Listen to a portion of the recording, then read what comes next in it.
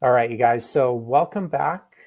Today I'm going to be talking about if pesticides are safe on your food and if organic food is BS. So there are a tremendous amount of data influencers or data-driven influencers online that do put out a lot of content claiming that pesticides are safe and it's not a big deal because they're safe under industry standards, or they're like 100 times smaller than what's allowed by industry standards. Also kind of claiming like there is really no big difference between organic food and non-organic food, and that it's totally fine. It's totally fine to buy food that's sprayed with various synthetic biocides or pesticides, as they're referred to as. You guys have to remember, like a lot of these data influencers, their whole entire brand is built off using data research or finding scientific studies to come to a specific conclusion.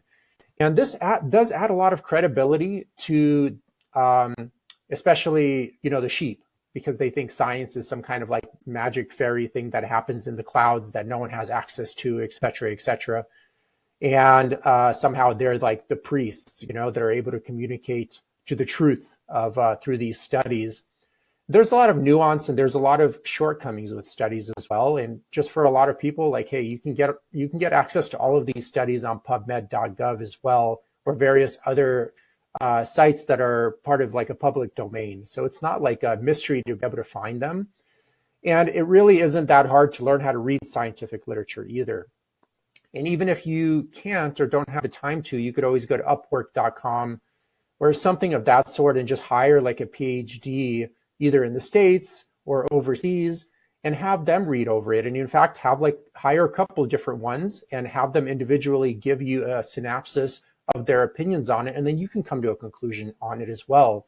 So it's not like anything crazy. I mean, it is one tool in a toolbox of a myriad of tools that should be used to kind of look at a problem from a myriad of different vantage points and then come to a conclusion, okay? So forgive me, I haven't used PowerPoint in a long time, so I might be a little bit sketchy here. And I'm also using Loom here to record. So here are the things I'm going to touch on. So a lot of these data influencers are claiming that the data shows it's safe, pesticides are safe, but this is not accurate. And I can't believe it's, again, 2025 and I have to cover this information because people that are in the industry, they've already known that it's complete formulations of pesticides, no biocides, no herbicides, fungicides, insecticides, et cetera, complete formulations are never tested for safety. And this is so important to understand because inevitably it's the complete formulation that's actually used on your food that then you end up consuming, not the active ingredient in isolation on its own. Now, these data influencers, they may, let me see here. They may know this, but are not presenting it. My theory, and this is just my opinion, is they're not aware of it because they have no on-site experience in this. Like, I don't think, based on what they're saying, in my opinion, they have any farming experience whatsoever. They're just reading literature paper and then drawing some conclusions based on that and not actually going into the field and seeing how it's used out in the field. And I also believe that they're just copying each other's information. Like one of the popular influencers will post a topic, it starts trending, and then the under siblings and the other parrots, they kind of just say the same exact thing and maybe find one extra study just to kind of stand out a little bit more from one another. But you can look at their pages and they're saying roughly all the same things at roughly all the same times, so anyways, but here's the thing. They're claiming that safety testing has been done. Well, it's not true. No safety testing has been done in complete formulations. I also think there's a lot of confusion around dose makes the poison. And maybe for some biocides, that is the case. But there are over 600 biocides on the market where that isn't the case. And I'm actually going to dive into that in this presentation as well. And again, the main thing is their risk assessment data is based off studies that are done in controlled settings, not out in the field. So this is important too, to consider that the risk assessments aren't reflective of how real life actually works, okay? And the fourth thing is the importance of not taking money from companies that contribute to health problems, unsustainable farming practices, consolidation, world hunger. This is so important, especially for people in the health field. They should not be taking money from soda companies or pesticide companies and stuff of that sort. It's just, it doesn't make any sense. You got into the health field to help heal the world. And a lot of these companies are just creating more hunger, misery, obesity, and disease, okay? So let's go ahead and the next topic here. So my name is Eugene Trufkin, and I've been in healthcare for give or take indirectly and directly for about 40 years. I'm going to be 40 here in about a month or so.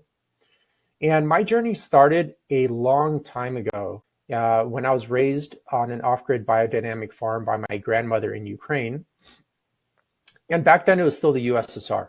So biodynamic farming is something I've been promoting for many years already here in the States. But for the listeners that don't know what it is, it's probably what you have a mental image of when you think of farming. So like a lot of different animals, a lot of different crops, no chemicals being used, no antibiotics, beta agonists, steroids, genetically modified organisms, additive preservatives, et cetera, okay? And that's kind of what I grew up in. And that's all I knew. And when I came to the US, because I was naive, I just thought everyone kind of farmed that way, and that's the only way food was grown because that's all I was exposed to. I'm going to move around this little thing here. And that's all I was exposed to. And, I would go to Costco and, you see the 50 eggs for like $5 or whatever. And you think, oh, these eggs have been, fully pasture raised and not fed any corn and soy and just out in nature all day 24/7, or these crops have been grown, without spraying with various chemicals or whatever. And I ate that food for many, many years and not even thinking twice about it. And eventually I ran into a presentation just randomly on YouTube titled Nutrition, the Dirt Facts, which you can see right here. And it was presented by a guy named Paul Chek. And he covered like a few different topics, the failing American healthcare system, the normalization of mental and physical disease in American culture as well. But the bigger endpoint was he was comparing industrial agriculture, which is, heavily dependent on various biocides, all sorts of chemicals, monocropping, unsustainable farming practices. And he was comparing it to biodynamic farming, which is what my grandmother did in Ukraine and what I grew up with. And at that point, it was just kind of like a light bulb moment for me. And I immediately started, it came off that, maybe the food I'm eating isn't grown the same way that my grandmother grew it, And that's how my investigation began. And it first started with just trying to figure out how to buy healthy eggs in America, which I thought, honestly, as a certified nutritionist, as this health coach, I'm like, man, this is just going to take like 1 week and I'm going to solve this problem. And that's it, And it wasn't the case. And it took actually me many, many years of investigating this matter, and especially getting through all the greenwashing, all the labels, what all they mean, and then finding out that a lot of them may not live up to those claims as well. And there's a lot of nuance from label to label, et cetera, et cetera. So I ended up, volunteering on various ranches. So here I'm at 5 Bar Beef, like the number 5, which is a legitimate 100% grass-fed operation for cattle, okay? And he basically raises wild cattle, so they're out in the field their whole entire life. They're never put into pens or condensed environments or anything of that sort. The interesting story behind Frank Fitzpatrick, which is one of my mentors actually, is he started his herd of cattle like 30 years ago. And basically, he let the weak cattle just die off gradually, and only the strong cattle that were able to survive in that environment were able to reproduce. And fast forward 30 years later, I mean, he has a herd that's very, very healthy, doesn't need any vaccines, medications, antibiotics, beta agonists, steroids, et cetera, et cetera. And they're thriving. And they're out in the pasture 24/7. Doesn't horn them or doesn't dehorn them, doesn't clip the bulls either, or doesn't do any altercations or anything of that sort. They're just literally wild cattle, extremely healthy. So I learned a lot about sustainable planned grazing with cattle through Frank Fitzpatrick by working with him in Orange County. I also got a chance to volunteer at Bluebird Canyon Farms, and I want to thank them for allowing me to do that in Laguna Beach. It's a biodynamic farm in Laguna Beach. And then also happy-hens.com, where I learned a lot about pastured egg laying operations, okay? That they have like a great operation. Their hens are not corn and soy fed. They have like a tremendous amount of room. They're rotated onto new pasture every single day, et cetera, et cetera. Then I worked at a few other places as well. And it ended up resulting in me writing the Anti-Factory Farm Shopping Guide. And it basically outlines my experience and journey of how to find all this food and how to find all this healthy and nutritious food in the US, which is unfortunately not that easy to do, but once you know what to look for, it's still available. But because of all the greenwashing, especially, it's not as easy as you think. So my hopes with the book was just to basically fast forward, years and years and years of research, reading God knows how many books, interviewing a tremendous amount of people in the industry as well, into a quick 1 hour read, so people can gain all the benefit of that knowledge without even needing to invest so much time. But if you're into it, I would recommend you go volunteer at these various operations and learn hands-on as well. But eventually I got on a bunch of podcasts to help promote biodynamic farming, and I'm so thankful for all the hosts for helping me as well. And that helped lead me to a research project with Jason Runtree, which ended up being a good mentor for me and a good friend even to this day at Michigan State University, okay? So let me see here. So another thing is I graduated from the University of California, Irvine. And I kind of want to give a special shout out to one of my role models, and that's Donald Hoffman. And he introduced me to a humble understanding of the scientific method and to understand its limits, especially, okay? And he also introduced me to one of my passion projects even to this day, and that's studying human consciousness. So I'm thankful he actually became quite popular recently. He was on the Lex Friedman podcast, one of my favorite episodes of his. I think it was at 10 million views last time I checked. And I would highly recommend you check it out. And his work influenced my critical eye towards the scientific method. So I just want to give him a special shout out here. And let's go ahead and go over what these data influencers are saying, and then we'll kind of break it down step by step, and you can make the best decision for yourself.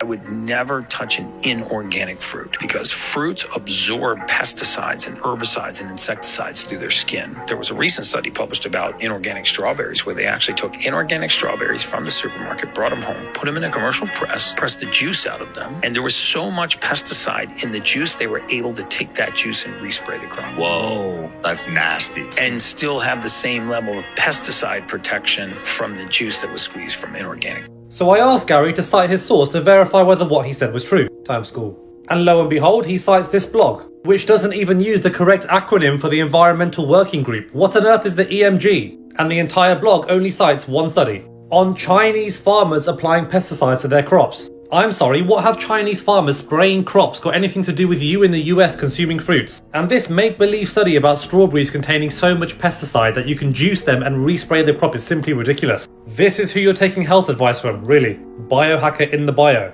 And just to make it clear, organic fruits are not pesticide free. They simply use pesticides from natural sources, which tells us precisely nothing about whether they're less toxic. In reality, these natural pesticides have far less data on their safety. But let's be real here, the pesticide data program actually shows that over 99% of the samples tested had pesticide residues below the EPA's allowable level. And the allowable level is safe by a factor of 100, meaning it's 100 times smaller than the amount required for a negative health effect. Just eat your fruit and veg. Class dismissed. All right, guys. So let's cover this really quick. Okay, there are a few topics there he mentioned. I mean, I'm not supporting Gary Brecker by doing this here. I'm just kind of using that as an example video. So in terms of his comments regarding Chinese farmers, a lot of food products are imported from China to the US. So it does apply to the US market. But he mentioned, like, what does it have to do with the US market? Well, there's a lot of actually food that comes from China and is used in the US market, including raw ingredients for various supplements. So another thing he mentioned is right over here. Let's come over here. So pesticide data program. So he quoted them a lot. So here's the thing. What he's saying is, the way he's implying it is, these pesticides or biocides or whatever you want to refer them to are thoroughly tested for safety. That's kind of how it comes off to me, okay? And that's probably how it comes off to pretty much the majority of his listeners. The thing is no biocides are tested for safety as complete formulations. And here's how it is. So complete formulations is like the average person would think, like how these safety testing tests are done is they get like the full product, which is like what you would see here at Home Depot. They spray that on a particular food of some sort. They have maybe some rodents eat it and see if there's some kind of health effect, okay, some negative health effect. That's how the average person thinks a lot of these pesticides are tested for safety, but it's not the case at all, okay? Complete formulations are never tested for safety. In fact, when they are tested for safety, they actually come in, when complete formulations are tested for safety by independent labs, they actually come in exponentially more toxic most of the time. Here's the thing. Here's how it actually works. So let me see here. Okay, so here's how it actually works. Like in a complete formulation, as you can see here, so here's Roundup. And the thing with Roundup, there are hundreds of different Roundup products, and each product has a slightly different formulation. But the thing to take away from is each formulation has basically an active ingredient, which is like the main player, and a bunch of inert or inactive ingredients, or sometimes they mention other ingredients that are inactive players, and they're meant to basically make the active ingredient a lot stronger or more persistent in the environment, or be able to penetrate the root more of a particular plant, or whatever is needed in that environment, okay? So with Roundup Ready, the main active ingredient is glyphosate. And you can see in this case, it's like 48.7% of the entire formulation. And the other ingredients are 51.3%, okay?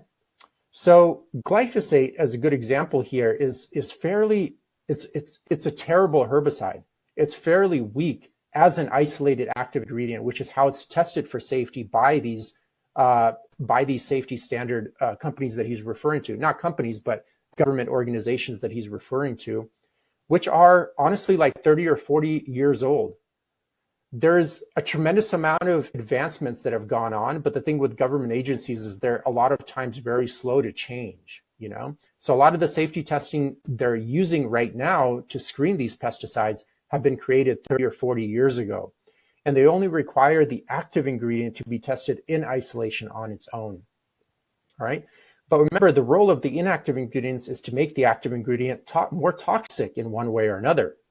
So obviously, when you take the inactive ingredients out and only test the active ingredient on its own in isolation, which is never how it's used out in the field, of course, it's not going to be as toxic most of the time, okay? Especially the case with glyphosate. Again, Roundup, it's a very popular product used worldwide, and glyphosate, I can tell you for sure, it's a very weak herbicide. It's very, very ineffective. But then when you throw all these inactive ingredients or other ingredients, which are always kept secret and never allowed into public domain, into the formulation, then the active ingredient becomes exponentially way more toxic, okay?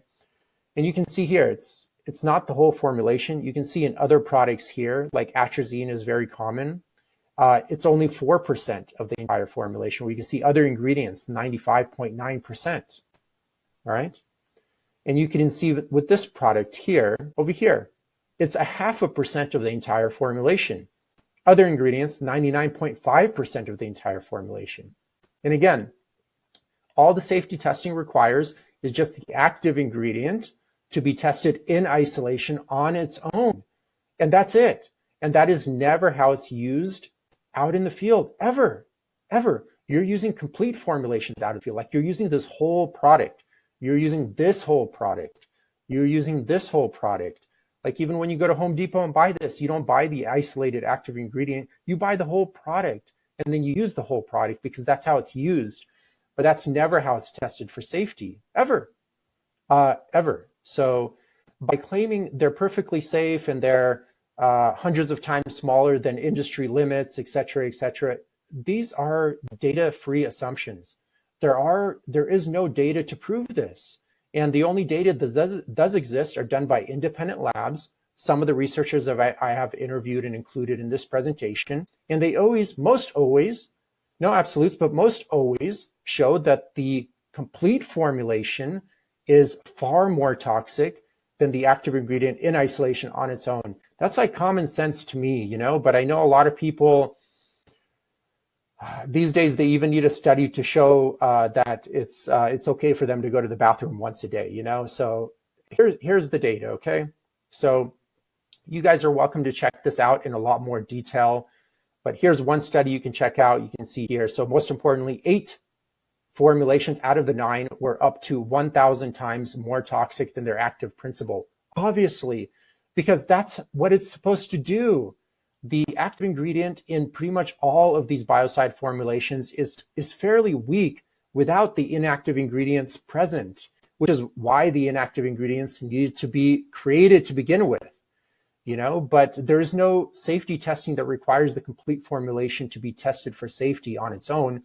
And there's a myriad of reasons for this. One is that it benefits industry because the industry can change a lot of the formulations of the inactive ingredients to create new complete formulations, okay? So there are a myriad of advantages, but the point being is, getting back to this, our results challenge the relevance of acceptable daily limits for pesticides because this is the norm calculated from the toxicity of active principle alone. And this is how safety testings are done, but this isn't how products are used out in the field. So that's important, okay? And here are more studies you can check out that basically, for the most part, say the same exact things, okay? And these are just a minute amount I've been able to find basically on PubMed.gov, which again, you guys, with these data influencers, there's nothing magical about presenting this data. You have access to it too. Just go to PubMed.gov. Some studies you can read the abstract, but to get the full study, you might have to pay like a little bit, but who cares, you know? If you're really passionate about it, just pay a few bucks and get access to it. And if you have trouble reading what the studies mean, just reach out to like a PhD on Upwork.com or maybe in your network and have them help you. You know, there's nothing magical about this. You can become your own mechanic as well, but some resources for you to look into. Now, these studies are just a small, minute amount of studies available on this subject. They're like hundreds, okay, proving exactly what I'm saying now, which is the complete formulation is far more toxic than the active ingredient on its own. That's obvious. That's just common sense. That is why the inactive ingredients are put into the formulation to make the active ingredient more toxic. That's just common sense. But if you guys need studies to prove the obvious, like here you go, you know, just start with these. And at the bottom of these studies, they always reference other studies that are similar to these studies, and you can kind of just go down the rabbit hole there, okay? So there you go. Here's another one. Check them out yourself. I also did a podcast. You can check it out. It's on Eugene Trufkin Radio, episode 160 with Robin. He's one of the original researchers that actually took a complete formulation and tested it for safety, okay? So he started the ground level research on like, hey, you know, I see industries requiring only the active ingredient to be tested in isolation on its own, but we know that active ingredients in isolation aren't that strong. what would happen if we test the complete formulation? Sure enough, they showed that it's actually far more toxic, which is freaking obvious. But please check it out. These are the guys that are doing the ground level research. This research here, okay, not just reading the research, they're actually doing that research. That's critical, because a lot of these data influencers, they just read research. They don't do the research, and most often they just don't have the field experience that I've seen that's necessary in this type of field. They do the research and they're like, well, they take it at surface level and then kind of come to a data-free conclusion that it must be safe all around, without having that critical eye and critical thinking skills required to really come to a concrete conclusion. So please check it out here. The other thing to consider is studies are great. But real world is where things really happen. And in the real world, people are exposed to a myriad of chemicals. Here's a good report showing collectively laboratories identified up to 232 industrial compounds and pollutants in these babies, in basically babies born in metropolitan areas, okay? Finding complex mixtures of compounds in each infant. Okay, and that's just from birth. And these little children, they have smaller metabolism, so they're not able to metabolize a lot of these chemicals as effectively. So there's greater health consequences. And no safety studies are also done on, even when rodent studies are done on baby rodents, they're done on adults all the time. So there's that. So remember, they're saying it's safe, because an active ingredient in isolation on its own is tested in a laboratory setting. But the truth is, complete formulations are what's used in a field. And on top of that, a myriad of formulations are used in that field, okay? And on top of that, people are exposed to a myriad of different chemicals throughout their day. Like, for example, the average person wakes up, they put on a bunch of hygiene products or shampoo that has a myriad of chemicals. They get soaked up through your skin, into your bloodstream, into your visceral tissue. They pop a few of their high potency, pharmaceutical drugs, which kind of mess up your biochemistry as well. Remember, when you change, the human body is a system of systems. When you start interfering greatly with one system, it has a cascade effect on all 12 systems, okay? There is no isolated system that you could affect. Everything is interconnected. Like, your brain can't exist without its liver or its heart, or its lungs, et cetera, okay? And then they have their, coffee, which is laced with like a myriad of coffee beans are grown with a myriad of biocides. Then they're served in plastic, so you get those microplastics, those xenoestrogens. Then the myriad of additives or whatever is in the Frappuccino, et cetera, et cetera. So you can see the load is already huge just from getting up in the morning. And then they go to the office, and actually there's like a tremendous amount of toxicity in office environments too, especially if windows or good ventilation practices aren't implemented. Because a lot of the chemicals used to clean the carpets, the desks, et cetera, they kind of accumulate. In those office cubicles. Because unlike outside, there's a lot of ventilation and movement, but there's not much movement inside of these offices, okay? So you're breathing that all day, then you're wearing this synthetic clothing, then you go to lunch with your friends. A lot of this is industrially raised food, so there's a gargantuous amount of biocides here, probably trace amounts. If you tested this, you'll probably find trace amounts of various, like 5 or 6 biocides on each one of these food products, and you're eating all of them and this wine, okay? And then the bigger picture, you got environmental toxicity, EMF radiation, on and on. So people aren't exposed just to an active ingredient in isolation on its own. This is critical to understand. That just never happens. They're exposed to complete formulations of a myriad of different compounds here, daily, every single day. And again, with this article here, 223 different industrial compounds and pollutants in newborn babies born in metropolitan areas, right? So that's huge. And that's probably just what they tested for. If they just keep testing and testing and testing, because there are probably 40, 50,000 just agricultural chemicals on the market today. If they just keep testing and testing and testing, they'll find more and more. I guarantee you, this is just what they tested for. If they tested for thousands more, they'll probably like thousands of these pollutants, all right? So that's important to understand.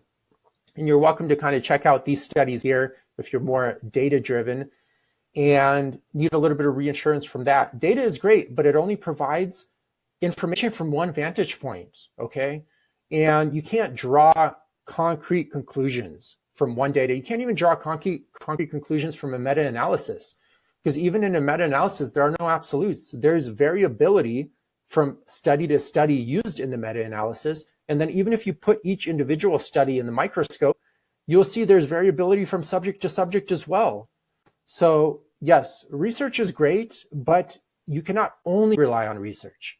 You have to have a broader, more critical perspective. Here's some more studies and some more studies for you to look at that reinforce the fact that people are bombarded with complete formulations of chemicals 24/7. And who knows what this cocktail of chemicals are doing. But the point being is they're definitely not just exposed to an active ingredient in isolation on its own. This here, it's a little bit of a sidetrack article, but it shows how persistent a lot of these chemicals are. So CDC finds toxic weed killer in 87% of children tested. And most likely, a lot of times this does come from food, or it comes from, they might spray this on the playground, and a lot of kids just play around with this. It also affects pets as well.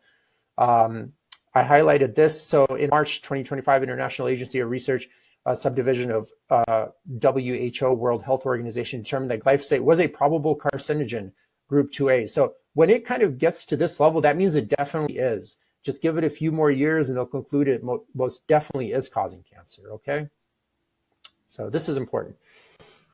Another key feature to consider is chemical synergy. Again, studies are great, you know, they're a good addition, but they don't give you a broad, accurate picture oftentimes. You got to go out there in the field and see how it's actually done in the real world. That's where the effects actually are present. And in farming practices, what happens is during each farming cycle, a farmer will use a couple different complete formulations of biocides to spray on that field, depending on the environment and what they need. They're not using just one complete formulation. They're using multiple all at the same time. And a lot of times they would actually just put all of them all in the same bucket and mix it and spray it as one unit. And a lot of times too, when you're using, you have to remember, there's no free lunch. And when you start using a lot of these chemicals, the bugs try to survive as well, just like you, right? Or the weeds as well. And they become resistant to the chemicals over time. So eventually the complete formulations then need to be reformulated and multiple active ingredients need to be added to the complete formulations. Now you have complete formulations, each with multiple active ingredients and unknown inactive ingredients all being sprayed on this crop. I don't see any isolated active ingredient being sprayed here. I don't see glyphosate being sprayed here. Glyphosate is not. These are complete formulations of glyphosate plus a myriad of inert ingredients that are being sprayed. Plus this guy might have something else. This guy might, or these three guys might have a mixture that was mixed with 5 different biocides that are all being sprayed on here all at the same time. Guys, let's use a little bit of common sense too. Imagine if I had an apple and I sprayed water and vinegar on one apple, which is an organic biocide, and I sprayed glyphosate on another apple, which is a synthetic herbicide, biocide as well.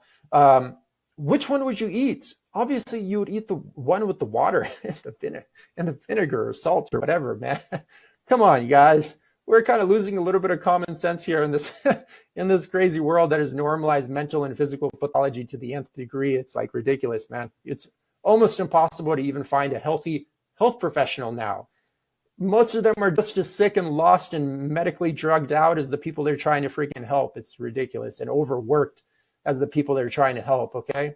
So this is how it's used in the field. This is what happens in the field, not testing an isolated active ingredient on its own, okay? So important. And here's some studies, okay, that you can check out. Here's a good study that I liked, a quick excerpt here. Perhaps that I kind of highlighted, perhaps the most striking finding of our study is the demonstration that large numbers of weak xenoestrogens are able to modulate significantly the effects of potent steroid estrogen 17B estradiol. This modulation occurred even when each individual xenoestrogen was present at levels that did not induce measurable effects, well below the individual NOECs and EC values. Okay, there you go, okay? And here's this, here's another study that you can check out. And again, guys, go to PubMed and you'll find hundreds of these studies. I'm just kind of highlighting just a few sprinkle here so to get your journey started. But it's so obvious, you know? It's so obvious. And this is like common sense. This doesn't even need to be spoken about. And this is why it's like 2025, I'm like, dude, I should not have to be given these kind of presentations. It is my passion project, but this should just be common knowledge now, especially among health professionals. Come on, you guys, we could do better. Okay. So another thing, a lot of these data influencers constantly use, and they always use this phrase, the dose makes the poison. But my question is, does it? And with anything mental and physical health related, there are no absolutes. So in some cases, it may. In some cases, it may not. But just generally stating that as the only rule is ridiculous and very amateur. Okay, so let's see what's going on. I would never touch an inorganic fruit because fruits absorb pesticides and herbicides and insecticides through their skin. There was a recent study published about inorganic strawberries where they actually took inorganic strawberries from the supermarket, brought them home, put them in a commercial press, pressed the juice out of them, and there was so much pesticide in the juice they were able to take that juice and respray the crop. Whoa, that's nasty. And still have the same level of pesticide protection from the juice that was squeezed from inorganic. So I asked Gary to cite his source to verify whether what he said was true. Time school. And lo and behold, he cites this blog, which doesn't even use the correct acronym for the Environmental Working Group. What on earth is the EMG? And the entire blog only cites one study on Chinese farmers applying pesticides to their crops. I'm sorry, what have Chinese farmers spraying crops got anything to do with you in the US consuming fruits? And this make-believe study about strawberries containing so much pesticide. So, again, U.S. does import a lot of food products to the U.S. Make-believe study about strawberries containing so much pesticide that you can juice them. U.S. does import a lot of food products from China to the U.S. Apologies. And respray the crop is simply ridiculous. This is who you're taking health advice from, really. Biohacker in the bio. And just to make it clear, organic fruits are not pesticide-free. They simply use pesticides from natural sources, which tells us precisely nothing about whether they're less toxic. In reality, these natural pesticides have far less data on their safety. But let's be real here, the pesticide data program actually shows that over 99% of the samples tested had pesticide residues below the EPA's allowable level. And the allowable level is safe by a factor of 100, meaning it's 100 times smaller than the amount required for a negative health effect. Just eat your fruit and veg. Okay, so basically what happens in terms of safety testing is they kind of set a allowable limit. But again, complete formulations are never tested for safety, so how could they determine an allowable limit? They set that allowable limit based off the active ingredient in isolation on its own. And like, for example, with our case with glyphosate, it's an extremely weak, which is an active ingredient in Roundup. It's an extremely weak herbicide. It's so weak and flimsy. It does almost nothing without the inactive ingredients. It's kind of like a bullet without a gun. Okay, like it's not going to do anything, even if you throw it really hard at a person. But when you load it in a gun and use all those other parts of the gun, then all of a sudden it becomes extremely dangerous, okay? And then what they say is basically, oh, you know, we tested the active ingredient in isolation on its own. We set this limit, and if we just do it 100 times smaller than that, then everything would be fine. And this is just a presumption. It is a data-free presumption because there's no data to prove that to be the case. And it's basically kind of a model derived from, this guy's legit, he's a legend, Paracelsus, not his real name, but we'll just use this name here because that's what he's commonly referred to. And he became, after his death, a very popular like physician, alchemist, and philosopher from the Renaissance era. And he's a really interesting guy if you guys want to research him a bit more. But he spent a large portion of his career just traveling around Europe and I believe some parts of Northern Africa as well, just learning from all sorts of different people about health and wellness. And the thing that irritated him the most, ironically, is the standards of the medical field at the time and how much the practitioners were basically just parrots. They're memorizing text and zero critical thinking skills. And he emphasized actually going out in the field and getting the experience there and seeing how it actually works in real world. And he was ridiculed for this, for forever, but it ended up being true. And he even ended up introducing chemistry to the medical field as well, including developing the modern day model of toxicology, which is used today. And the cool part is he even served as a physician in the army during the Netherlands Wars, I believe, against Russia. He was captured by the Russians as well and managed to escape, and eventually ended up in Salzburg as a physician, which is a town I got to visit a while back. Extremely beautiful. I would recommend anyone visit it. It's in Austria. But he ended up creating the model of toxicology, okay? And which was developed in the 1600s, and I get it, but things have advanced a tremendous amount since then, okay? And there have been a lot of changes, and this model is still kind of parroted by a lot of these, data influencers. And again, it's total data-free assumptions, because check this out. Dose makes the poison equals, what does it equal? It's a monotonic dose response. So that is, in that case, as you increase the quantity of that particular substance, it becomes more toxic. And that's true for substances that serve as a monotonic dose response. But hold on, if we critically look into it, but are all products that way? No, there are actually over 600 plus chemicals on the market today that I could find that have a non-monotonic dose response, meaning at parts per million, it's not toxic. At parts per billion, still not toxic. But wait, at parts per trillion, which is one drop in like an Olympic-sized swimming pool, basically, it all of a sudden becomes toxic and starts affecting your body in some negative way, okay? And there are 600 plus chemicals on the market today that I know of, but there are probably even way more than this, and probably way more that we haven't even researched yet, right? But people are exposed to every single day. So it's not accurate to say that every single product has a monotonic dose response, because it's not true. And either they don't know this or purposely omitting it, I don't know. But no absolutes. That's why it's important to be a critical thinker and look things over thoroughly before deciding on a conclusion. Or just say, based off this, we can conclude this way, but not as an absolute. Here are some interesting studies that you could look for as well. This is a great report.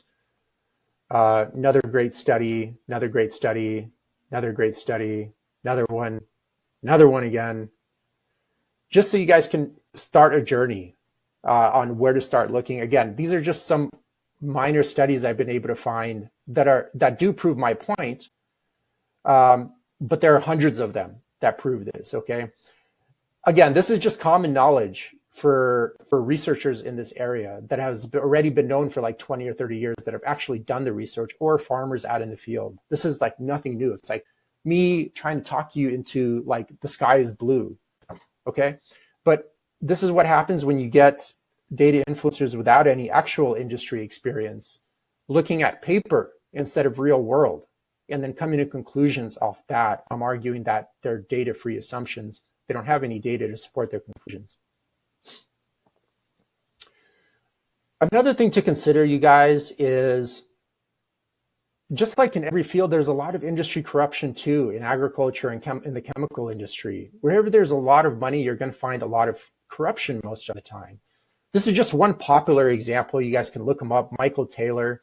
You can see here, staff attorney at the FDA. Then he works for Monsanto, which is a chemical company, well-known chemical company that is now owned by Bayer. Then he goes back to the FDA, to the USDA, blah, blah, blah, and then he becomes the FDA commissioner. Okay, so there's a lot of conflict of interest here, okay, in the sense that, the FDA is supposed to protect you from these companies, but these companies are sending people to run for office in the FDA and then change rules around for the companies most often, okay? And this happens all the time.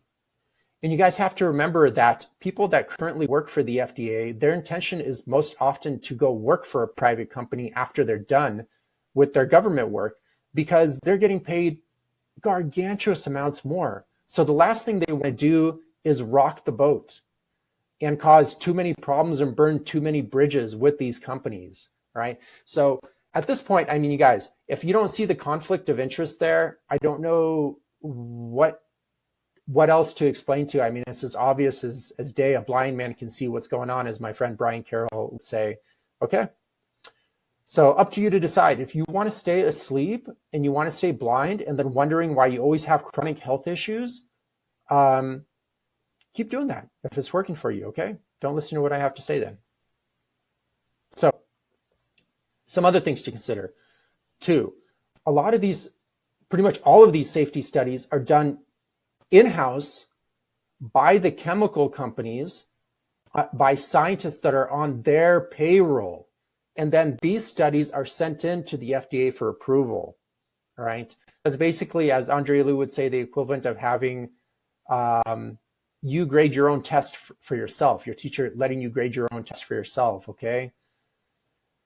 And I don't know if I need to explain that any further, the obvious conflict of interest there, okay? So I'm just gonna end it there, and hopefully like the people watching this have like a reasonable IQ to be able to connect the dots together. So again, like I mentioned, higher ups in the FDA don't rock the boat, because once they retire from government, they go into industry and make way more. 10X is just an example here. Safety, again, also what's important to remember is these safety studies done by these chemical companies, by their scientists in-house, are never released to the public. If their science is so strong and so good, why do they have to keep it a secret? Okay? That is the opposite of what science is. Science is transparent. That way you can get peer reviewed, and if it's legit, it's legit. If it's not, it's not. So there's obvious huge problems with that. All right. And the only times when they are released are due to lawsuits, or some kind of disgruntled employee leaks the files of some sort. And whenever they're released, you can see the studies are shit. They're flimsy. And these are a lot of the same studies, industry studies, that a lot of these data researchers are citing. Another big thing is these testing methods are 30 or 40 years old, okay? Things have advanced so much since then, but government agencies are still using these older methods because they're just, you can look at them as huge corporations, and the bigger the company is, the harder it is to shift procedures, okay? Because you need to retrain so many people, change procedures, change laws, et cetera, et cetera. It's not easy. And let's look at how about we're talking about corruption. Let's look at how about our social media influencers, you know? So here we had one example. I actually got this this is kind of covered here. The source was from Anthony Caffey, MD, that Dr. Eads is sponsored, or at least by the time I read this, American Food and Beverage Association. So I just, like, for me personally, I'm a huge advocate of health and wellness and living life sustainably and promoting root cause healthcare and biodynamic farming in the US. And I would never take money from these people. This is what's leading to obesity, misery, and disease. One of the variables that's leading to obesity, misery, and disease in the US. Of course, it's inevitably a core values and a belief system in the country too, which I touched on many times before on other podcasts. But these are the products that are leading to obesity. So it makes no sense being a health advocate and then taking money from companies that are destroying America's health, okay? Let's see. So let's hide the fact that I work with the This is from APA to Anthony. educate people on the safety of aspartame. If you don't like the fact that people say that you're taking money from the food and beverage companies, then don't take money from the food and beverage companies. It's that simple. At least now that you've openly admitted on the record that you're a paid shill for the food and beverage companies, hopefully in the future, you're not going to be able to get away with lying about it like you did here. Class dismissed, IDS. So, let's see. So here, let me try to move this here. So here's a warning that this influencer got from the Federal Trade Commission, okay? It's been a little while since I read it here. So you posted a second video on Instagram, July 2023, in which you stated that Joint Experts Committee on Food Additives just confirmed right now that aspartame does not cause cancer in humans and that it is safe and that aspartame is safe. The posts are available on Instagram, blah, blah, blah. It appears that you were paid by the American Beverage Association, ABA, to make these posts, okay? So I don't know the extent. This I got from Anthony Caffey as well. I don't know the extent of what kind of money he has or what kind of agreement, et cetera, et cetera. But for me, in my opinion, this is a conflict of interest, okay? Health professionals should not be taking money from companies of this sort. That's just my opinion, though. And it happens often. So you can see here by this piece by the Washington Post, the food industry pays influencer dietitians to shape your eating habits, obviously, okay? It happens so often, you guys. And you just have to question the ethics. I know, obviously money in monetary society is important, but at the end of the day, ethics are important too, And you got into the health field to make people healthy, and it's just like totally doesn't make any sense to take food from junk food or take money from junk food companies and promote their nonsense and using your title of like a dietitian or medical doctor to make that somehow acceptable. Okay, that's just, I think, totally wrong in my opinion, totally unethical, and should honestly be illegal. Should be illegal. And you can see it's been happening for forever. Remember when doctors were promoting smoking or the image of a doctor? Always a stethoscope, It's so funny. It's like, this is what's used to symbolize authority. Like, okay, you're going to take my heart rate any second. Awesome, great. So one strategic response of tobacco companies was to devise advertising referred directly to physicians. As an ad campaign featuring physicians developed through the early 1950s, tobacco executives used the doctor image to assure the customer that their respective brands were safe. Interesting. Doesn't that kind of look like what's happening, with a lot of these influencers saying like, oh, even to smaller degrees, eating processed food is good, these additives, aspartame, et cetera, et cetera. To me, that kind of looks similar, okay? And you don't have to keep making the same mistakes, obviously.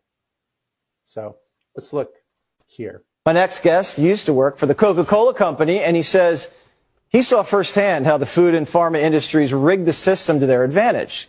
Haley Means is now the founder of TrueMed and joins me now. But before we get started, we just reached out to Coca-Cola a little while ago for comment, and we haven't heard back. So what do you have to tell us about what's going on inside Coca-Cola?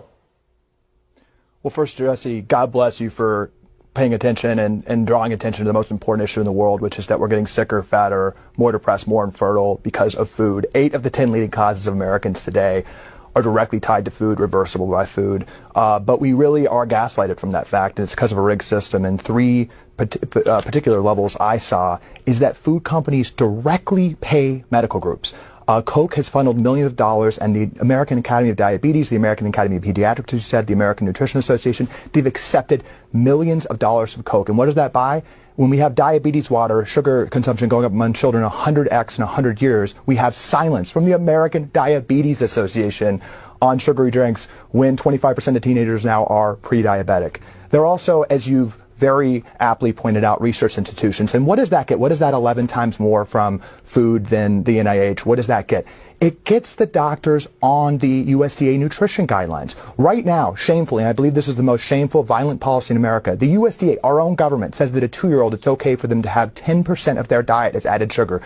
It's a systematic rigging of the institutions of trust. I mean, this is not complicated. And earlier in my career, I saw this. Unimpressive PR executives sit around conference rooms and ask, how do we rig? How do we gaslight people, in an Orwellian way from not believing what's right in front of us? 80% of American adults are overweight or obese. 50% of adults have prediabetes or diabetes. We are being brought to our knees by preventable metabolic dysfunction. I think the real issue here, Jesse, as you alluded to, is pharma is standing silent, and the medical institutions are standing silent because they profit from people being sick, and they're getting sick because of food.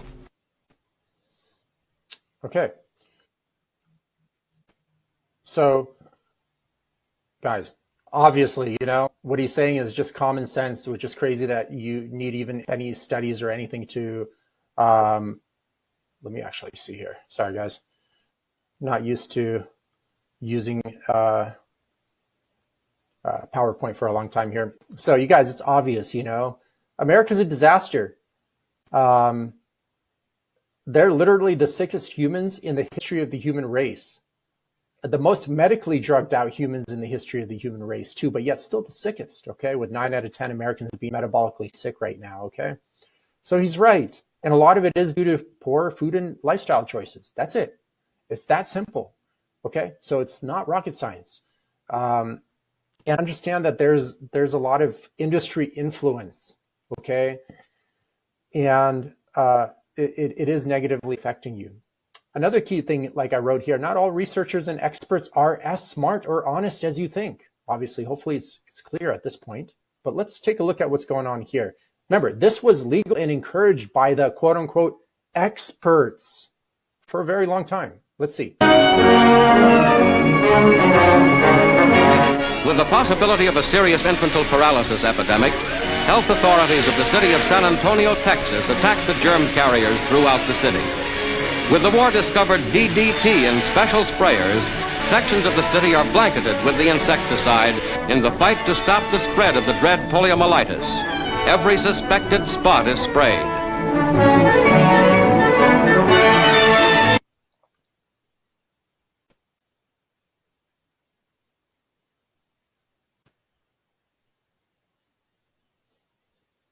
The medical officer explains that buildings treated with DDT remain effective against mosquitoes for about 3 months. The Africans at first are not very impressed. Some are afraid that the DDT will poison them, while others suspect some sort of witchcraft. The entomologist calls for a bowl of porridge. This is sprayed with the solution in full view of the audience.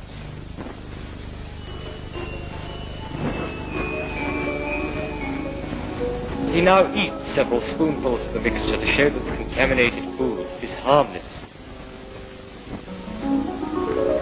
Even this fails to convince the audience.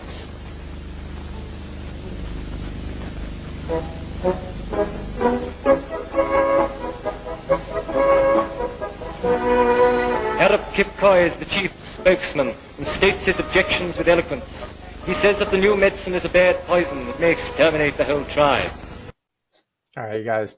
So remember, that was encouraged by the experts, and all those like tribes people were probably looked at like retards for not accepting these chemicals. But it's a common thing. What happens is chemicals get approved, they're like perfectly safe, et cetera, et cetera. 20 years go by, the health effects start seeping in, and they're like, well, actually not the case. Okay, let's take it off and let's put another formulation in. Same thing, kind of test it for safety. Only the active ingredient in isolation, never the complete formulation. They're like 20 years goes by. Oh, actually, it's not safe after all. Let's take it out. My prediction is honestly, eventually they're going to find out all of these chemicals cause cancer, okay? Or some kind of chronic health issue, some kind of disturbance to the gut microbiome or cardiovascular system or any system of the human body, okay? Eventually, because this is just keeps happening again and again and again and again and again and again. It's like the same story on replay and people just fall for it over and over again.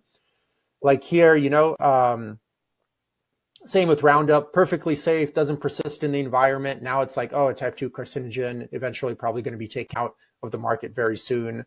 Here you can see as of March, Monsanto has reached settlements and agreements in nearly 100,000 Roundup lawsuits. Monsanto paid approximately $11 billion at the time of that article.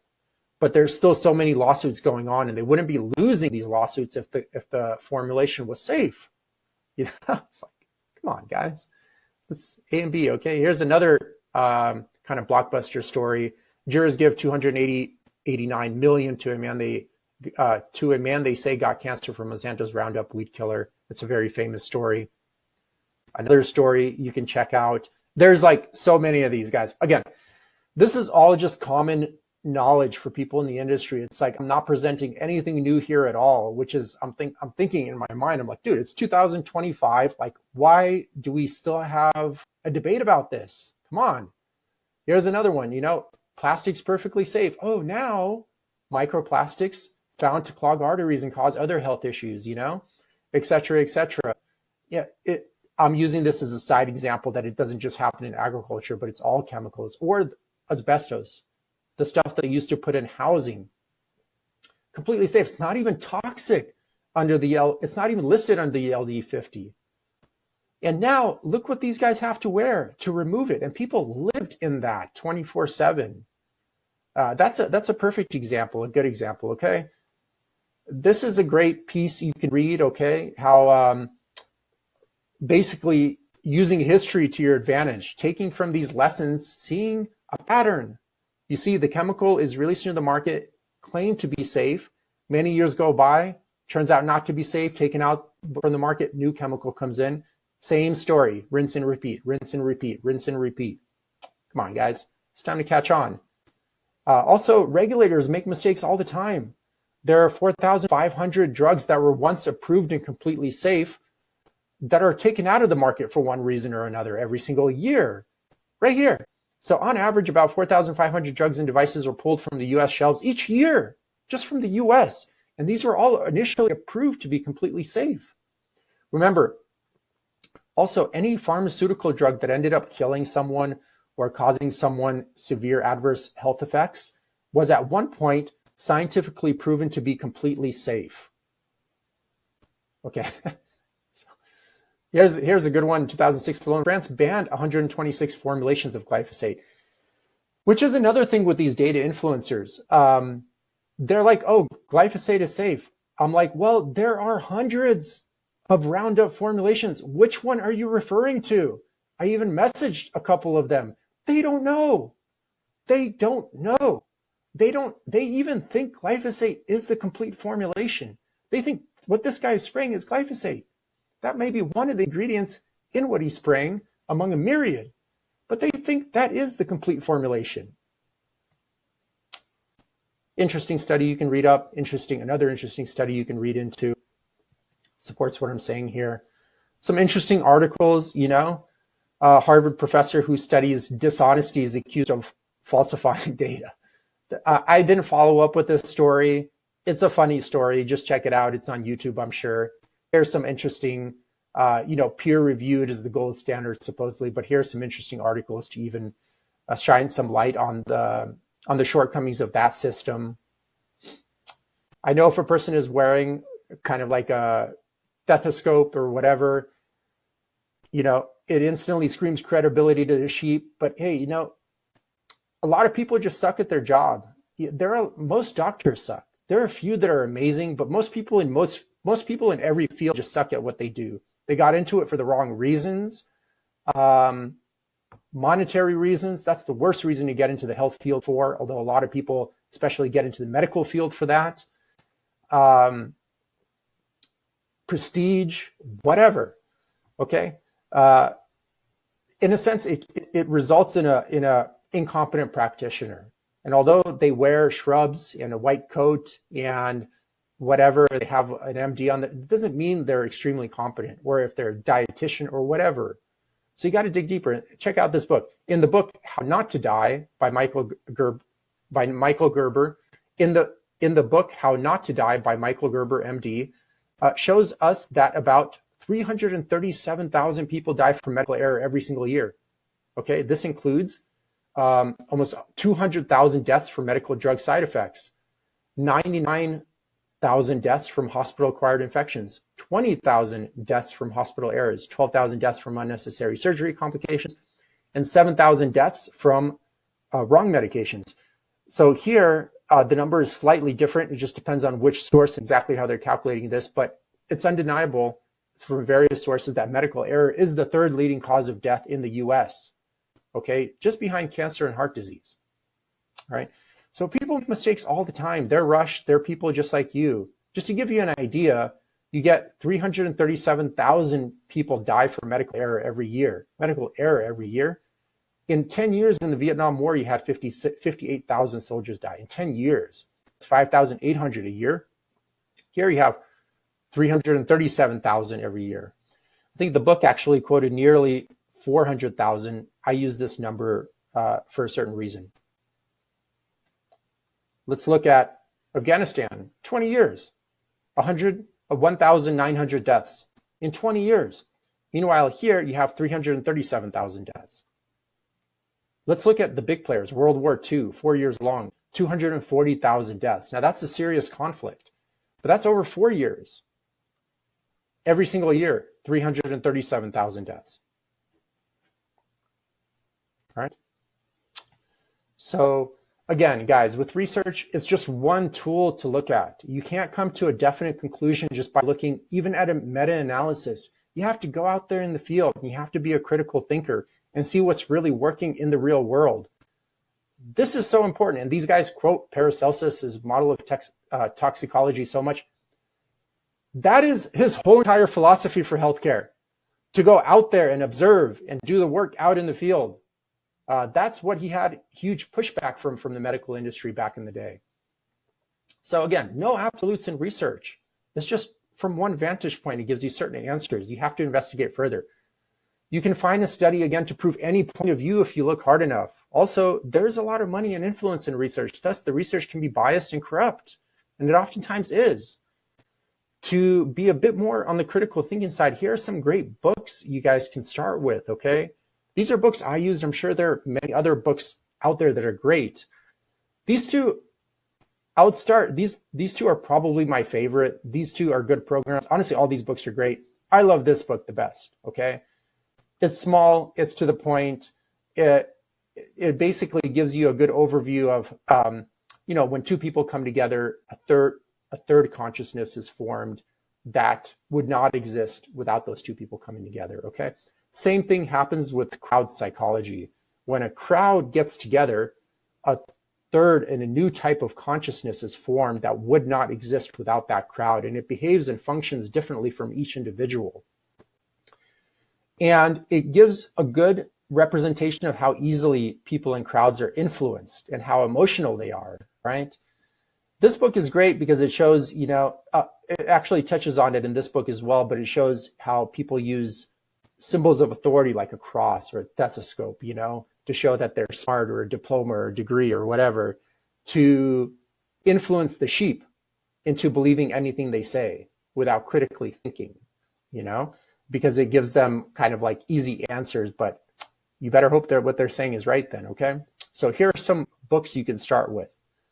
Here are some more amazing works of art, in my opinion, that you can look into as well. This one's great, okay? Again, especially these two authors, ridiculed at the time. Oh, you're an idiot. You don't follow the science. You're not a team player. You're not an expert. Well, they turned out to be right, about a lot. So a lot of times the experts are wrong too. So hopefully you can kind of see. You can check out my episode with Dave Murphy as well on his investigation into glyphosate. Very informative. And unlike my interview with Robin, which is a researcher in the field, Dave's kind of a journalist. He's a researcher and investigator as well, but he gives you more insight of the politics behind that industry, okay? And the swamp of that industry in general and the corruption. So that way you don't take things at surface value. You can kind of ask more deeper questions. Let me move this here. This is an amazing interview. This guy is a very well-known researcher from UC Berkeley. So fellow UC, friend here. I graduated from the University of California, Irvine, but he did research on atrazine and how they affected frogs, okay? And he was initially funded by the company that made atrazine, but then once his research showed that the chemical was actually dangerous, the company tried to shut him down, blackmail him, harass him a tremendous amount. I think, if I'm not mistaken, like they even tried to maybe even threaten his kids at one point. And he talks about it in this interview. So please, guys, check it out. That way, you know what's going in your food and you don't take it at surface value that like all this is thoroughly tested for safety and it's all honest and blah, blah, blah.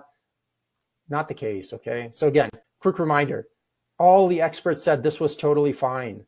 Spraying it on kids in a pool, on kids in a park, kids at school, on the park, in the streets, etc., etc. Where is it now? Banned. again, same cycle. Chemical approved, quote unquote safe, not really thoroughly done as a complete formulation though. Stays in the market, side effects roll around, taken out, new one comes in. Does the same exact thing, stays in the market for 10 years, whatever, side effects start coming in, take it out, new one, etc., etc. Okay, same story, guys. You can't keep falling for these same scenarios. So let's look at this one here. Another one they claim like organic uses pesticides too. So let's see. Gary Brecker chatting absolute waffle again. Times School. Here's something really interesting. I know that people talk about the expense of eating organic, but this is the exact same brand. This is non-organic. This is organic. This is only $1 more. But think about this. More nutrient-dense foods require less satiation. So you actually eat less of this to get satiated, because and organic matters because it's not sprayed with pesticides, herbicides, insecticides, or preservatives. His first incorrect statement, organic produce is more nutrient dense. Not really. This review of several meta-analyses, including over 300 studies, did show that organic crops had 17% higher levels of antioxidant activity. Furthermore, organic produce did have higher levels of xanthophylls and L-ascorbic acid, but they found 15% lower levels of vitamin E. And they did not find any differences for a whole range of carotenoids, vitamins, flavonols, and so on. And get this, they found that organic foods had lower concentrations of proteins, amino acids, and fiber. The point is that although organic foods may be higher or lower in some nutrients, it really does not matter if you're consuming enough fruits and vegetables to begin with. Gary also claimed that organic crops don't use pesticides. That's completely false. Organic crops do use pesticides, the only difference is that they're derived from natural substances, not synthetic ones. Here's a list of organic pesticides approved by the USDA. Oh, look at that, hydrogen peroxide. Coniothyrium minitans. Oh, the horror! If you want to buy organic food to appear cool, that's perfectly fine. But don't go around preaching they're so much healthier or pesticide free, because they're not. Class dismissed. All right, guys. I think, again, organic program uses pesticides or biocides, right? Okay. First and foremost, if it's done properly, you would never actually get to using a biocide, okay? If proper soil health is taken into consideration. Take this. Okay, so pests are nature's way of getting rid of weak plants, okay? No weak plants, pests don't come around. And plants are strong when you take care of the soil health, okay? Because they get all their nutrients from the soil. So plants have roots, and basically they use those roots to, they distribute sugar through the roots in a thing called the rhizosphere. And they distribute a certain ratio of like fungi to bacteria. Each plant's ratio varies. And when this ratio is optimal, which naturally happens in an organic growing season, it helps the soil food web composition basically fuel the nutrition of that plant to make that plant healthy and strong. And if the plant is healthy and strong, it's not going to have pests coming around. Pests are, again, nature's way of getting rid of weak plants, all right? So keep that in mind. So if they're real organic growing principles, you're really not going to use any biocides unless it's a last resort. So again, pesticides are a final option. But what are those pesticides? Vinegar and water, salt and water, soap and water, copper. These are all organic pesticides. Would you rather have this stuff sprayed on your food or Roundup Ready, which is, you know, owned by Bayer now and losing hundreds of millions and billions of dollars in lawsuits, okay, to people that are having negative health consequences from using these products? Again, let's use common sense, guys. What would you have? Apple here, I spray vinegar and water on this apple, and I have an apple here and I spray glyphosate on this apple. Which apple do you want to eat? End of conversation, okay? Not even close to dangerous, or not even close to the dangers of atrazine and Roundup. A little bit of space there. So guys, organic also means no antibiotics, GMOs, beta agonists, steroids, synthetic hormones, more ethical animal welfare practices, better working conditions and environments, etc., and a myriad of other things. It doesn't just cover not allowing to use synthetic biocides, you know, so that's important to consider too. So again, with organic, farming, again, it's a last resort. There are things you can do to help strengthen the plants and avoid pests. Mulching, so dangerous, right? Companion planting. This is one of my favorite styles. I have a home garden as well. You kind of plant certain plants that deter other pests from other plants. And you can kind of plant them together in combos, and each plant fights off different pests and also strengthens the soil food web in that particular environment. Again, what would you have? This or Roundup? You know what I mean? Come on, you guys. And again, the bigger thing is healthy soils. If it's really organic and biodynamic farming, you're going to have a great soil food web, okay, which is going to give that root system all the nutrients it needs to grow strong plants. And then you're going to get all those nutrients as well and be strong yourself as well. All right. When you start spraying various biocides on this soil food web, it disrupts everything, and not to the plant's advantage. It most always causes a decrease in, remember I mentioned that there's a certain ratio of fungi to bacteria in every plant. It causes a decrease in arbuscular mycorrhizal fungi, and most always just causes an overgrowth of bacteria. And what happens then, it disrupts the soil food web, making the plants weak. Okay. The next season comes around, more pests come around because now the plants are weaker. And you have to spray more if you're not going to change your farming practices. Okay. And then they get even weaker because it disrupts the soil food web even more. The next season comes around, you're going to have to spray even more. And eventually everything is dead here. You don't have soil anymore. You just have dirt, right? And you're not able to use that land anymore. And if you look at like an apple, you know, and you shave off 70% of this, I got this from a book. It's not my idea. I just forgot exactly the author's name. And you shave off 70% of it, that's the ocean. There's nothing you can farm there, okay? So you're basically left with 30% of the surface volume, and you lose half of that because it's unfarmable land for one reason or another. So you're left really with like about 15%. And then you lose half of that because most metropolitan areas are built on the most fertile lands. So now you're left with about, you know, like 7.5 to 8% of the land that's able to be farmed for food, right? And when you do monocropping, which is industrial agriculture, which requires all these synthetic biocides, which, you know, are indirectly being promoted, you get the deterioration of the soil. So even less farmland is available for growing food even at that point, okay? This is such a long topic, guys. I'm kind of just touching the surface here, but I hope it's becoming obvious and I don't need to explain it to you further. So again, healthy soils equal no pests, right? Especially the medical industry, they're stuck in this, like, you need chemicals for freaking everything, man. Like, chemical agriculture really took hold in like the 1950s. How did humans survive for 200,000 years before then? And even were thriving more and not as sick as right now. Come on.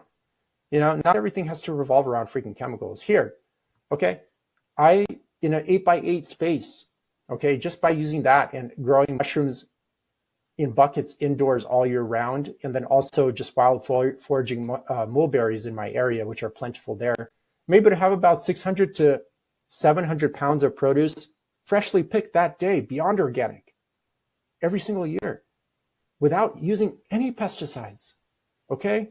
At all. I don't know, this is like common sense, guys, come on. And when they're making fun of organic, I don't know what organic they're talking about. And I don't know that they know that there are various levels of organic, okay? Like this right here could be certified organic. This right here could be certified organic too. Making these broad brush strokes is just not an accurate way of describing things, okay? So this is Happy Dash Hens. This is where I volunteered on to learn about rotational grazing with poultry, all right?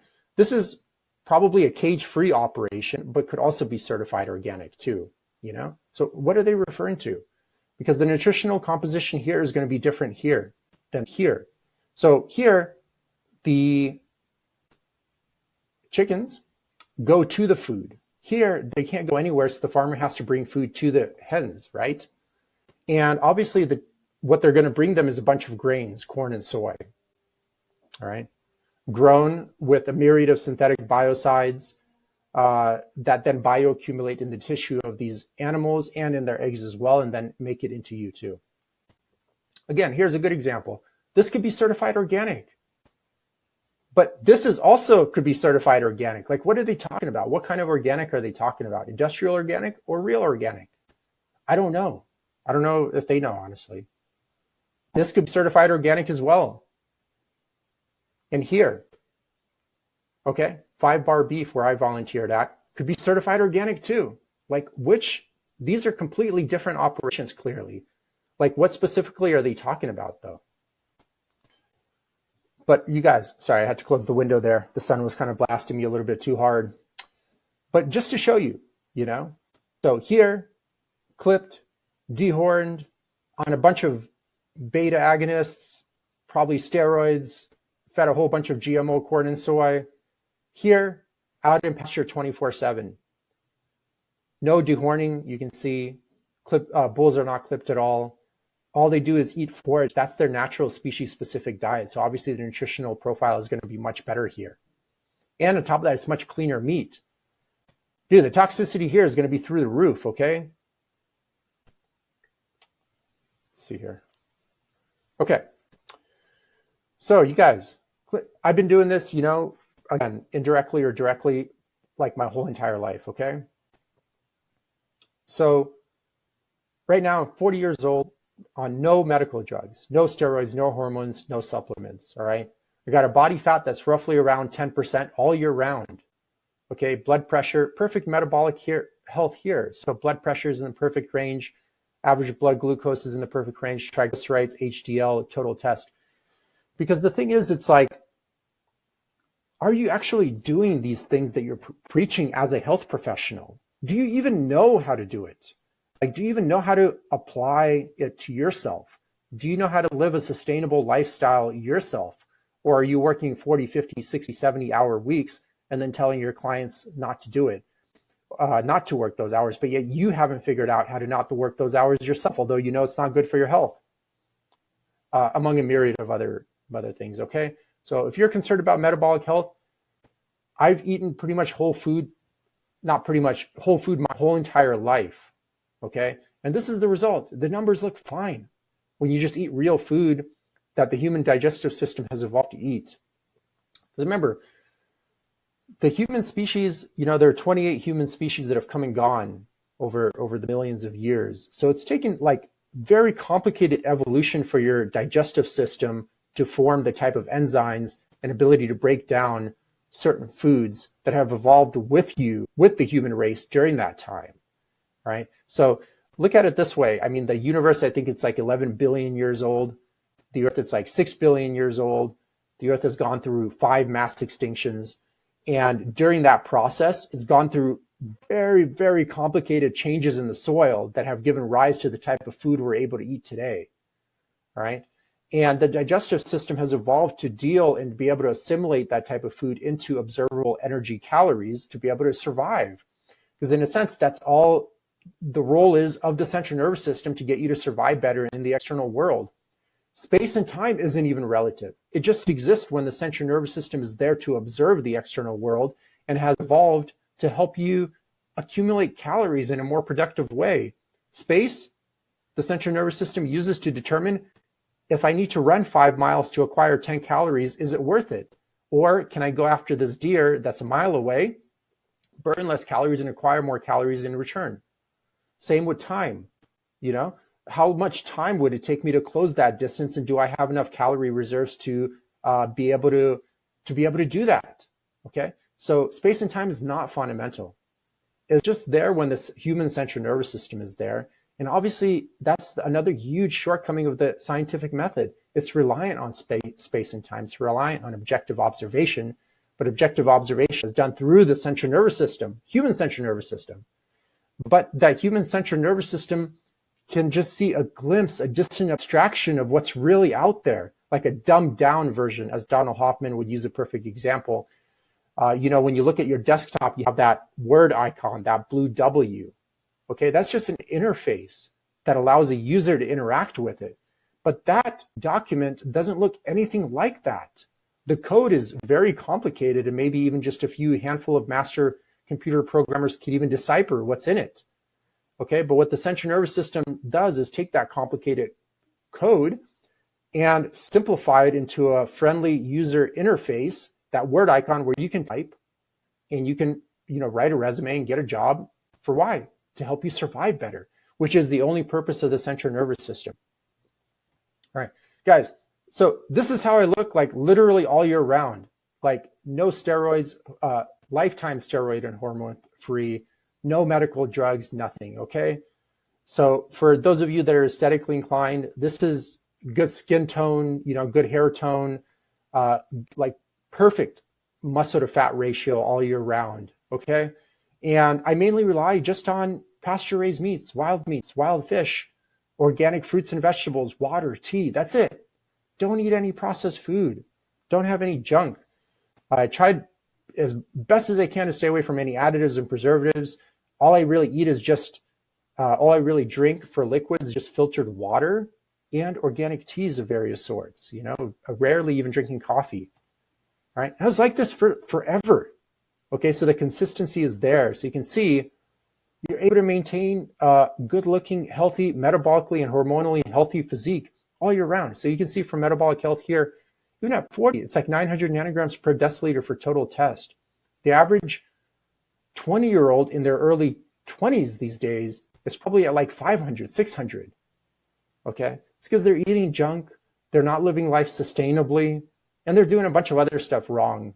Have a huge toxic load from eating a lot of this food that has a tremendous amount of biocides in it, et cetera, et cetera.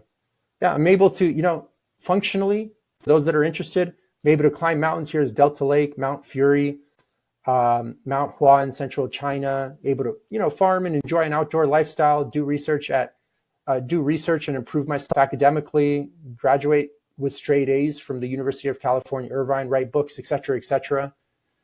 So all possible with a few things, but one of the main pillars is just having a healthy diet that's not grown with a tremendous amount of chemicals, right? Here's my medicine cabinet, all the medical drugs I'm on. So organic, biodynamic food only, filtered water, organic teas, sleeping well, midday naps are great, using movement as medicine 4 to 5 days a week.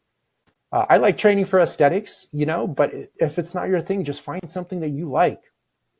Quantum psychology was huge for me, as presented by Stefan Walensky. This one I get a little bit of kickback on, but working 2 days a week. So I work 2 days a week. I do devote 2 days a week to continued studies, okay, continued research. So it depends on how you define these 2 days a week. And then the rest of the time I just spend with family, loved ones, sleeping, living a sustainable lifestyle, okay? Because the central nervous system, no absolutes, and you'll find an exception, maybe 1 out of every few thousand people, can't be working 50, 60 hours week after week. You're going to get burned out and run to the ground. And your immune system is going to be suppressed and be more susceptible to various cancers and diseases, etc. And it's a shocker, I know, but for most human history, most people were generalists, not even specialists, and they definitely didn't have a full-time job. That was pretty much 99% of human history, okay? They're just hunter-gatherers for the most part, definitely not clocking in 50 hours a week. Weekly baths, sometimes massages, steam rooms, etc. are huge too. Those are the main players. I do some other little things here and there, but these are the big players. This right here, just mastering these things, allowed me to do this, allowed me to look like this already for like 20 plus years straight, look like this all the time, perfect metabolic and hormonal health, et cetera, okay? Without needing to take a bottle of antidepressants first thing in the morning just to be able to have enough willpower to go to work that morning, It's not the only one. Here are some examples of some clients did the same exact procedures on, 61 years old, 12 months, down 100 pounds. What you don't see here is also he had 4 massive seizures before coming to me, okay? And on top of that, broke his foot on a fishing accident like 2 weeks before we were supposed to start the program. He wasn't even able to work out for the first like 2 to 3 months. We still got him to lose 30 pounds just by transitioning to organic food in a caloric deficit, of course, which is key. All right. And his sleep apnea went away. Digestive issues went away. Low back pain went away. Able to enjoy an active outdoor lifestyle. He loves fishing. I'm getting back into it too. Here's another perfect example of a client that was basically like pre-diabetic. Okay, 52-year-old male, 8 months, completely different aesthetics. Lost a decent amount of weight. A1C back to normal. Again, 6 years old, down 60 pounds off 9 medical drugs. Boom. He was on this for forever. And he actually was a client that came into me during the peak of COVID. And we had nothing but bands to work out with. Okay, bands, and he had a park nearby, and we went for nature walks 2 days a week. Still able to do this at 60 in 6 months. Another client, 52 years old, 5 months, down 25 pounds, 100% off 5 medical drugs. Boom, no longer type 2 diabetic. Another client, 42, 6 months, down 40 pounds. Look at these markers. This was done completely drug-free. Okay, look at these triglycerides. This is like a death sentence, 393 down to 122 in 6 months. Okay?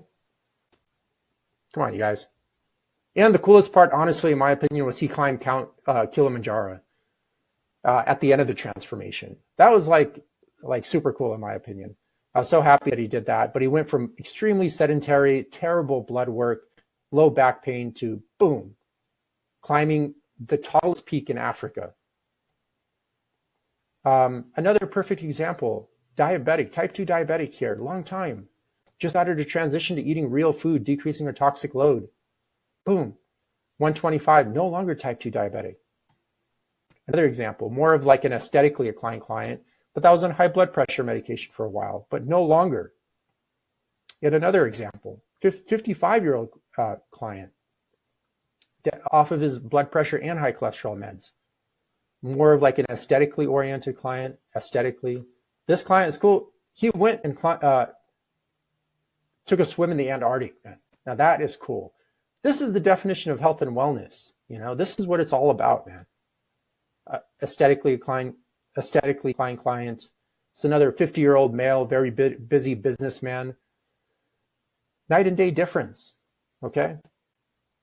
So you guys, if you want to learn more about this, here are real experts that are actual experts in the field, okay?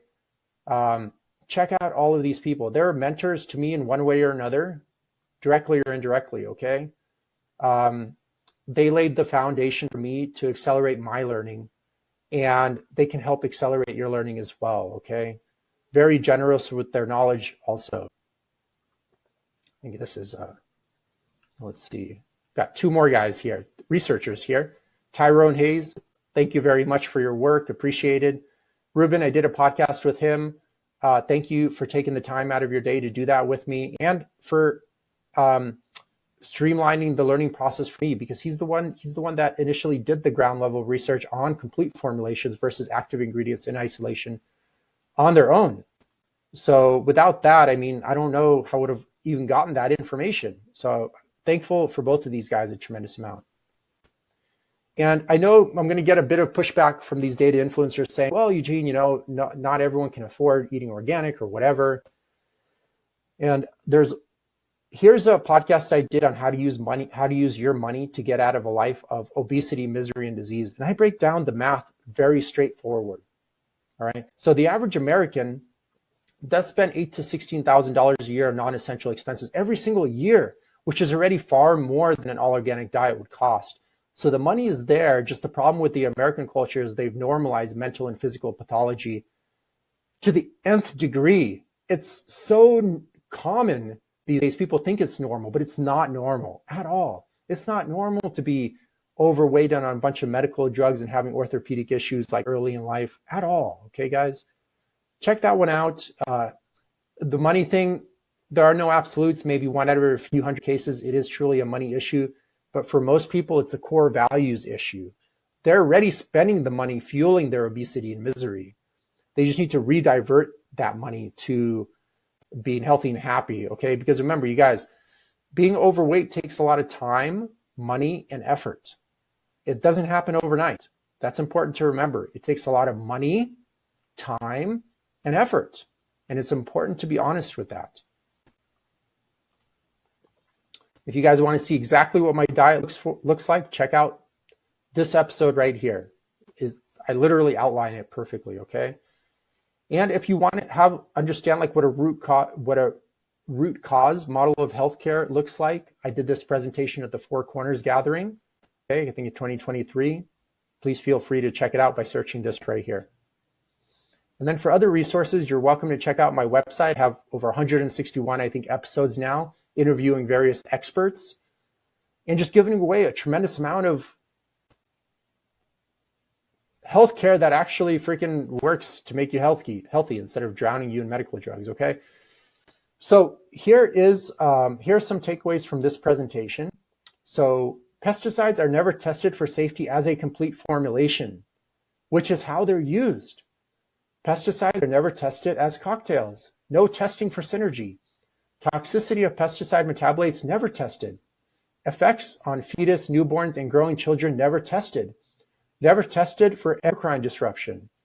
Developmental neurotoxicity never tested. Intergenerational effects on all organs and systems are never tested.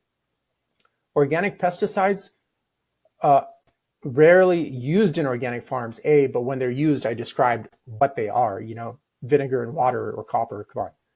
Studies can be found to support almost any viewpoint. Be careful with coming to a concrete conclusion with seeing even one study, even seeing a meta-analysis on that topic, okay?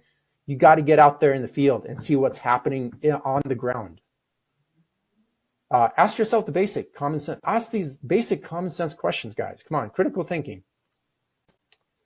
The bigger picture is, you guys, unfortunately, in the Western culture, but especially like in America, Australia, mental and physical pathology, unfortunately, has been normalized so much, so much. And it's a mind virus that unfortunately is destroying countries, destroying people's lives, increasing misery by a tremendous amount, bankrupting people. In the US, 80% of personal bankruptcies are due to health issues. All right. And it's these same people that say they don't have money to shop organic or get a gym membership, but they're spending $8,000 to $16,000 a year on non-essential expenses every single year. It's silly. They're just coming to these conclusions because of lack of education and what I'm referring to as a mind virus, which is a belief system that leads to certain behaviors over a long period of time that lead to a life of obesity, misery, medical drug dependence, and disease. Okay. And again, it takes a lot of time, money, and effort to make yourself overweight. It doesn't happen overnight. And we just need to start having an honest discussion that, like, hey, all these chemicals in our food, all this shit food, all these medical drugs, all of these overweight people, it's not normal. And we need to get back to more of like a sustainable lifestyle model that's better for the planet and each individual person. Check this out. Here's what this mind virus is doing to the planet. The mind virus that doesn't facilitate health conscious choices. They buy the shit food that's raised in these industrial operations with a myriad of biocides, beta agonists, antibiotics, animal cruelty, labor issues. Then all those chemicals run off into the streams. They get into the oceans. Because the earth is an enclosed ecosystem, obviously, then they get into the clouds, then it rains everywhere. It gets back to the person gets sick. They get on medical drugs. They make these people rich. Then when these companies have had enough, polluting the earth, they sell the company, become millionaires, and then the taxpayer is stuck with the cleanup and their obese bodies that are not serving them in any way, like any positive way. Come on, you guys, we got to start waking up, and this is not normal, okay? This is not normal, and it's not helping that person or helping anyone around them at all. And let's look at this final message from a great role model. Degree or a PhD, you take them into the field, and they literally don't believe anything unless there's a peer-reviewed paper. It's the only thing they accept. And you say to them, but let's observe, let's think, let's discuss. They don't do it. It's just, is it in a peer-reviewed paper or not?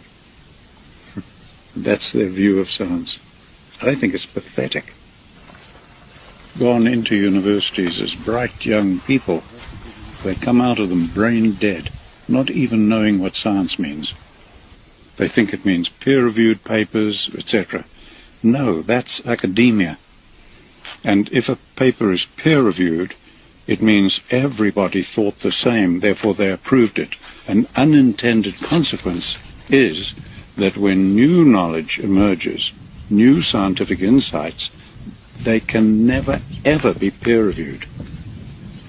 So we're blocking all new advances in science that are big advances. If you look at the breakthroughs in science, almost always they don't come from the center of that profession. They come from the fringe. The finest candle makers in the world couldn't even think of electric lights. They don't come from within. They often come from outside the breaks. We're going to kill ourselves because of stupidity.